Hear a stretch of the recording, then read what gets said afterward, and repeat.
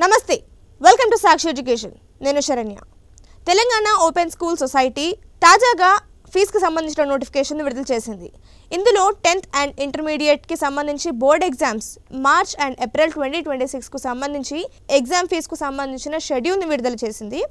అయితే విద్యార్థులు December 11th నుంచి 26th వరకు ఎటువంటి లేట్ ఫీజు లేకుండా వారి ఎగ్జామ్ ఫీజు ఎంతైతే ఉంటుందో అది మాత్రమే చెల్లించడానికి ఈ గడువు ఉంటుంది. డిసెంబర్ 11th నుంచి 26th వరకు ఈ గడువులో వారి ఫీజు చెల్లింపును పూర్తి చేయలేదో వారికి మరో గడువునిచ్చారు. అది డిసెంబర్ 27th నుంచి జనవరి 2nd వరకు. ఈ గడువులో అభ్యర్థులు మీ ఎగ్జామ్ ఫీజుతో పాటు 25 రూపీస్ లేట్ ఫీజుని మీరు చెల్లించాల్సి ఉంటుంది.